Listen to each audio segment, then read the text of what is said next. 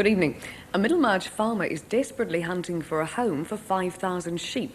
Because of a dispute over ownership of a fine wool property in the Taieri, he's been forced to find new grazing at short notice. In a region affected by drought, that's not easy, as Michael Lange reports. Peter McAtamney's a farmer with a lot on his plate. He's fighting a complex court case, the first of its kind in the country, trying to prevent what he alleges is an Australian takeover of this 2,000-hectare family property. And he's desperate for a temporary home for the nearly 6,000 sheep running here.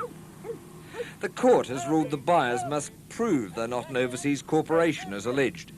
It's put a clamp on the sale, but it's also said the sheep must be off the farm by next Wednesday. Peter McAtamney's hot about the growing Australian buy-up of fine wool properties. I think if the law stays the way it is, New Zealander farmers, particularly up the east coast, haven't got a hope.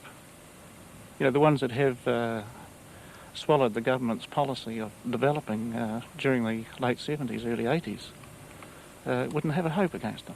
And he's at wit's end trying to get grazing for the sheep.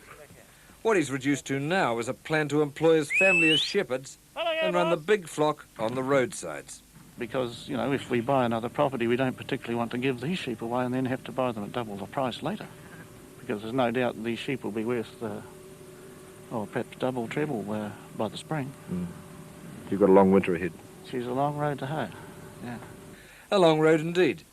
Growth isn't exactly prolific on the Taieri roadsides, and the winter could be a cold one. The cause of an outbreak of salmonella poisoning in North Otago is still a mystery.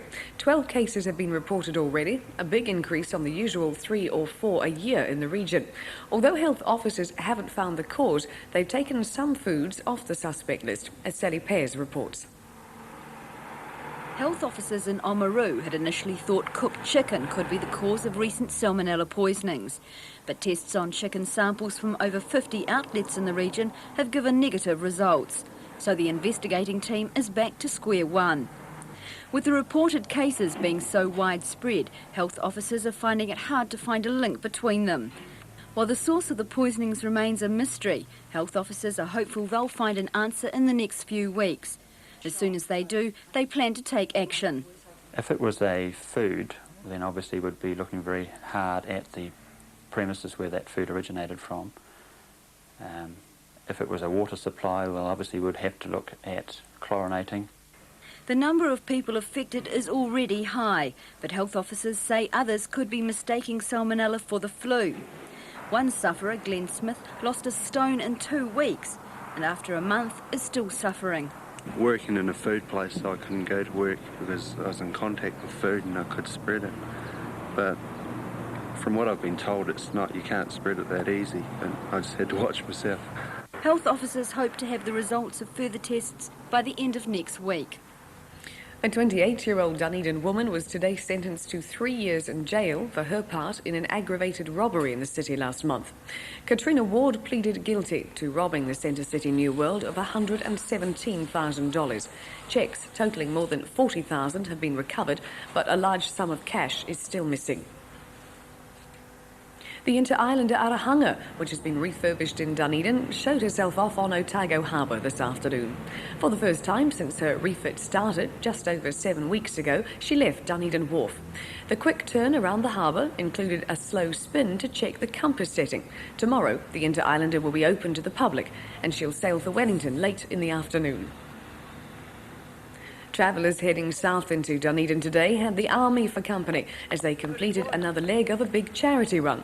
The Burnham soldiers are running from Picton to Bluff to raise funds for cot death research. And another group of runners from Living Social Welfare Institution for at-risk adolescents will tonight be running from Alexandra to Dunedin.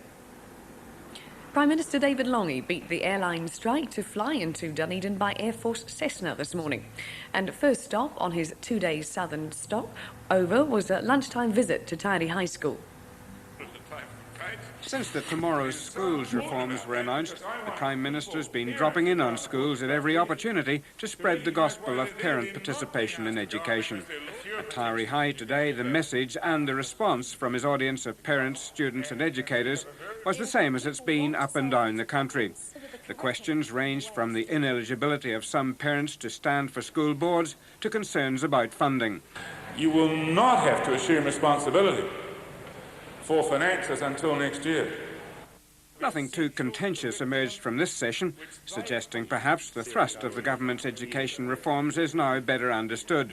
In any case, Mr Lange was still smiling as he strolled through the schoolyard for a meeting with senior students. Kia ora, David.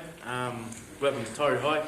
Here it was more of the same. Can you tell me who will be setting the criteria for that co-option, and will there be equal representation of male to female? The visit to Taieri High ended with lunch, at least for some. The Prime Minister was kept so busy talking that all he managed was a cup of tea. But an observant press secretary made sure there was something to nibble in the back of the car. Ellen Brady with that story. Some fine examples of a craft which was all but lost are on display at the Otago Museum for the next few weeks.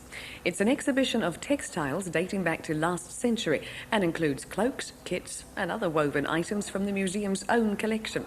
Kathy Graham's been along to look at them.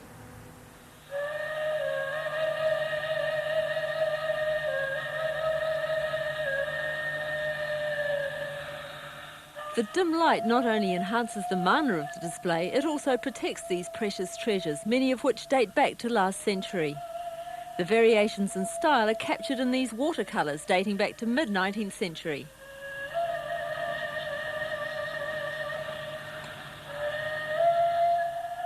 The art of weaving was solely the domain of women. They mostly used flax, transforming the harsh leaves into the softest fibre. Weaving was done on 2 sticks.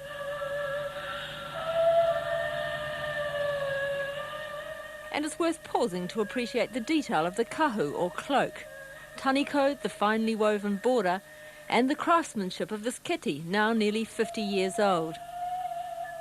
And of course each garment has its own story, although most have now been lost. All we know about this feather cloak is that it was presented to Dr. Borrie of Port Chalmers early this century by the people of Otago.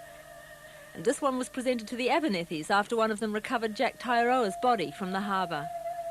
As well as ceremonial cloaks, there were rain capes of various styles. This one from leaf fibre, this from dogskin strips. And although skin cloaks are no longer made, the art of flax weaving has not been lost. Among the Maori women themselves, there's a great revival. There have always been a few who have maintained the traditions and working in their natural ways, using the natural fibres and the bark dyes. But it's an area that is receiving increasing attention. That's welcome news for anyone who appreciates fine craftsmanship. And that's the programme for tonight. Have a great weekend.